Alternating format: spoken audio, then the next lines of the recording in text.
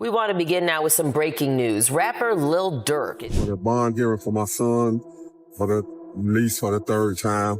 This time it was very fair. The judge was very fair. He wasn't pro-prosecutor.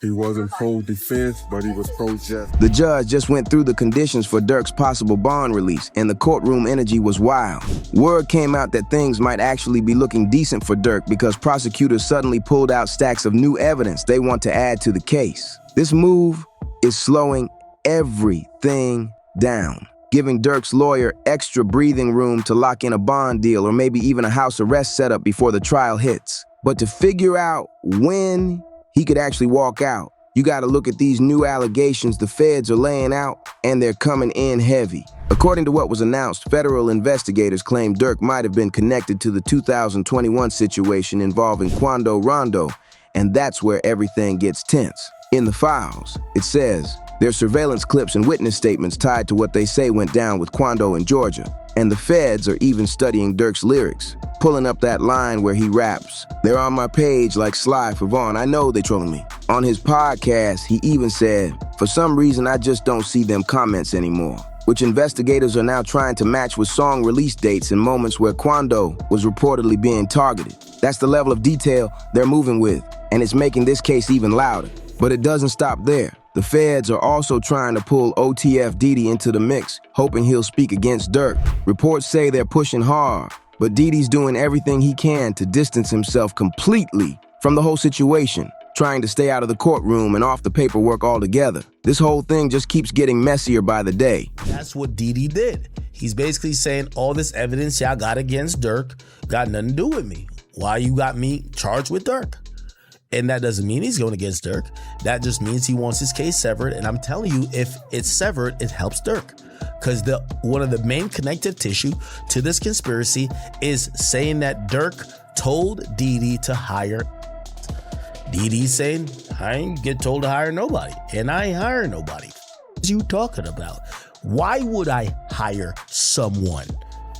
That's his thing. But now there's fresh evidence coming from an iMessage group chat, and this is where things get tense fast. The messages are being used to back up federal claims that Durk supposedly sent orders towards certain OLOC standing up for King Von's passing, according to what prosecutors are alleging. A witness is even expected to testify, saying Durk was the one giving out the instructions, and his name is all over those evidence files. In the paperwork, it says Durk had serious issues with someone named Monarch, because he felt like the OLOC squad wasn't showing any action after Von's situation, which created real friction inside the circle. Then, Whack 100 jumped online and reacted, talking about the snitches going against Durk, trying to expose who's flipping and who's staying solid, adding even more heat to the story. During the latest court hearing, Durk's team stepped up strong and officially submitted the paperwork for his release again, hoping this time the judge listens. And out of nowhere, reports started spreading with Durk's own father speaking out,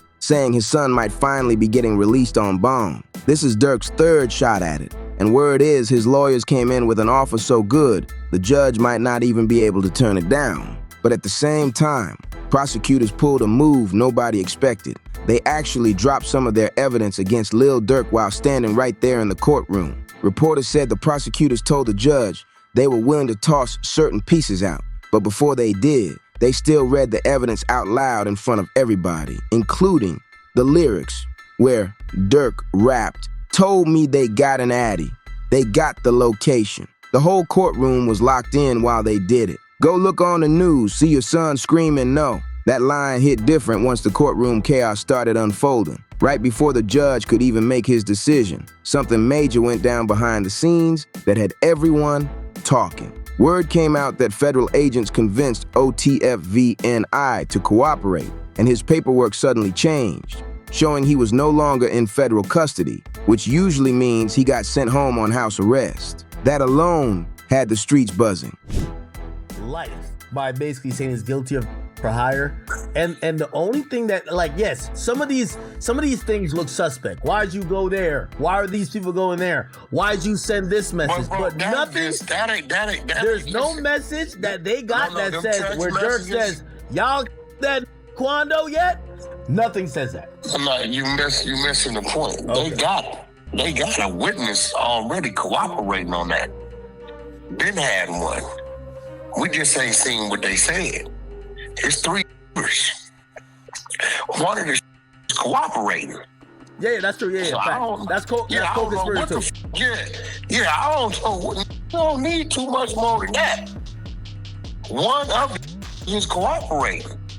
Then in the paperwork, you got the conversation. They say they had it in and out. The other 2 was figuring out how they get.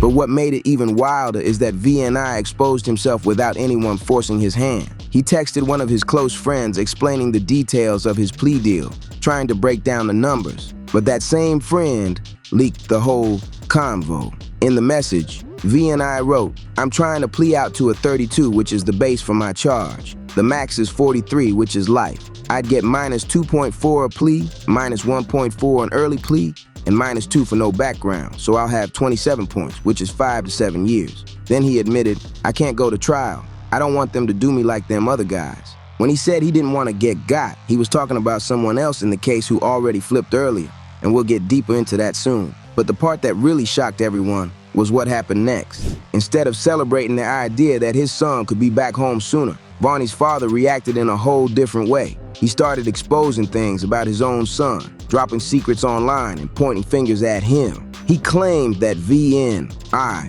was connected to the situation involving King Von's passing, and he even said that Durk supposedly knew about it too. The way he aired all that out had people stunned because nobody expected a father to move like that. This is when a tweet blew up across social media claiming that Vonnie's dad was leaking info saying Durk supposedly had Von dealt with, and people went wild reacting to it. Left the courtroom for the bond hearing for my son for the release for the 3rd time. This time it was very fair. The judge was very fair. He wasn't pro-prosecutor. He wasn't pro-defense, but he was pro-justice. So he listened to all the evidence, and he's gonna give a ruling in the next few days about what his position is for the bond. But we were very pleased at how it turned out. So continue, family, friends, and fans, continue to keep us in your prayers, and we thank you. And inshallah, God willing, this be victorious for us, that we have a good ruling in our favor. He didn't take my advice. He didn't respond no back to me because this is on a tablet. He on a jail tablet when I sent that to him. He didn't respond nothing else to him. I told you he can't take my advice because they playing. They made themselves get caught. This is what come along with it. They wanted to get caught. You understand me? So, that's what you meant by trenches paint. Okay. What you mean trenches what? Was it you that said that? With the whole narrative about Vonnie snitching with the text messages, like that's. Yeah. I don't know who said that, but that was me. But that was a focus. Everybody was trying to make it seem like that's what the text messages was about. That's just saying what he finna cop out to, and this, that, and that. And with me saying Von, some people like, man, what he gonna tell on some words online? I ain't gonna lie, I said that in my video. I'm intrigued to know what the Von name was for. No, he ain't gonna tell him no Von. You gonna tell that just like you orchestrated Lil you orchestrated this, and guess who you were? Fans started questioning why Durk always jumps on IG Live at the exact moments major situations happen around him. They pointed out how he went live right after the news about King Von, Lil Pab, and FBG Duck came out, which made some viewers think he uses those live sessions as a real-time alibi to show where he was during those moments. But Vonnie's father kept pushing even more claims online, and another tweet started trending saying Vanny allegedly orchestrated Lil Pab and King Von's passing, according to what his father posted. The whole thing had people arguing nonstop because nobody expected a parent to drop accusations that heavy on their own son. And it didn't stop there, because VNI wasn't the only one being talked about for cooperating. DD's younger brother Ted got pulled into the spotlight too, and rappers started posting things like, "Please tell me this isn't real," after hearing about what was happening. Everything started when new body cam footage leaked, showing Ted sounding like he was ready to give information against Durk, and that clip shook the whole case up. Durk's lawyers immediately filed paperwork asking for more time on the bond proposal after that footage surfaced, and people knew this meant the courtroom strategy just shifted again. Really?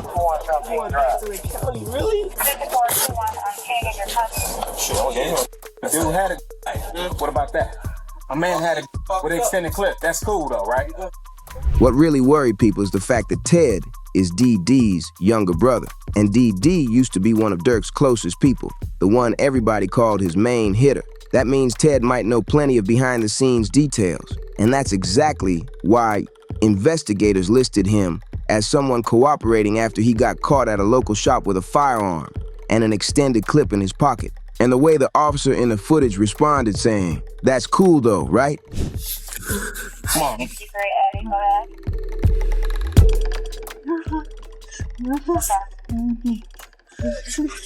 Jesus, Hey, stop it. Stop it.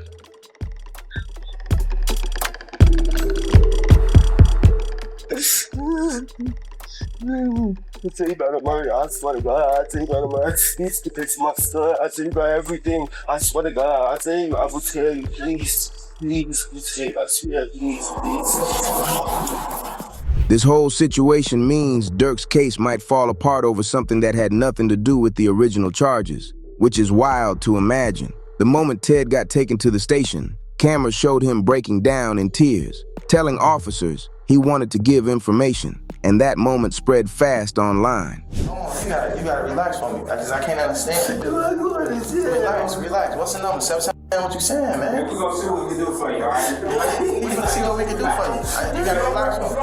Relax, man. I'm gonna get a bus from prison. Relax. Give me No,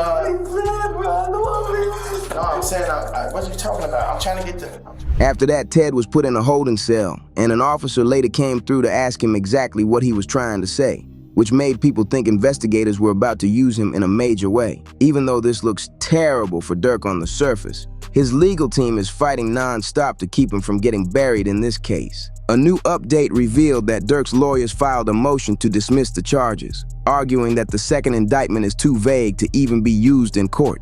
And if the judge doesn't dismiss it, they're demanding a bill of particulars, which basically means they want the prosecutors to break everything down with clear details. They want to know what coded language the government is talking about, what bounty they claim was offered, and the exact date, time, and setting where they say it happened. Durk's lawyers are asking the prosecutors to show real proof that Durk supposedly offered a reward related to Quando Rondo, because without clear evidence, none of that holds up. They want to know what the reward supposedly was, who it went to, and when this all went down. And normally that kind of info would already be in the case file, but prosecutors haven't produced it. That's why Durk's team thinks the government might not have the evidence they claimed they had in the first place. But inside jail, things have been wild for Durk too. He was suddenly thrown into solitary confinement after an officer allegedly found a cell phone inside his cell, which raised a whole new set of questions about who had access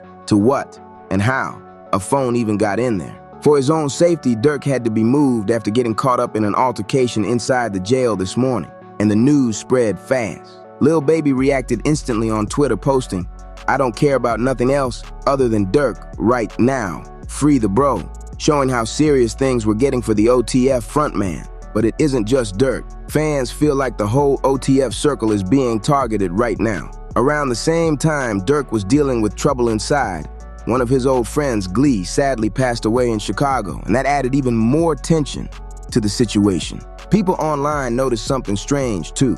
On the exact same day OTF members were dealing with all this pressure, both Quando Rondo and Lil Tim popped up doing interviews.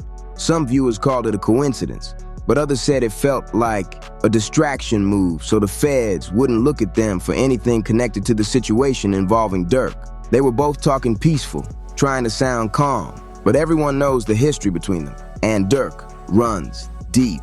Quando even spoke in a way similar to Lil Tim, saying he wished things had gone differently, but the timing had people raising their eyebrows. It looks suspicious to a lot of fans that two people who've been at odds with Durk were suddenly praising him in interviews the very same day he was targeted in jail, and that sparked a whole new conversation online. Durk's recent bond attempts were denied, especially after he was put in solitary. But lawyers who follow high-profile cases believe his legal team might use First Amendment protections to knock out a lot of the evidence the prosecutors are trying to bring in. They're saying some of the lyrics and statements being used against him might get thrown out completely. Another reason given for Durk's denied bond was even more shocking. Officials said he would basically need to give up his entire financial world just to be considered for release. They claimed Durk would have to go completely broke and hand over all of his property before they'd even think about granting bond, which made the whole situation feel even more extreme. Officials say they're terrified that if Durk gets released, he might use his money and influence in the wrong way, claiming he could put pressure on witnesses, which is why they're pushing back so hard on Bond right now. They even believe he may have already done something like that toward OTF Jam, who people online have been calling a snitch, and that accusation has been echoing ever since. It got even louder when someone asked online, has anyone heard from Jam after he snitched on Durk? Because apparently, Jam has been off the grid for months. Folks noticed he disappeared ever since he was exposed on DJ Vlad's show. And now, people are trying to connect that disappearance to the fears the feds keep mentioning in court. But even with all this chaos stacked against him, a new update actually brought some good news for Durk because prosecutors filed several pages of fresh evidence they want to add, and that move delays the trial. Even though that sounds bad, the delay gives his lawyer extra time to push for bond or a house arrest agreement before the trial officially starts. Now, before we wrap this up, listen close, because this part matters. If you're rocking with this deep dive and you want to stay locked in with everything happening in the culture, make sure you hit that subscribe button and turn notifications on so you never miss a drop. We're building a family here, and the streets never sleep, and neither do we. We're just getting started, and there are way more stories coming your way, and stories even crazier, even deeper, and absolutely unmissable. Smash that like button, share this video with all your homeboys, and drop your thoughts in the comments so we know how you're feeling. We'll catch you in the next one, right here at Rap Uncovered, where the truth of the streets lives.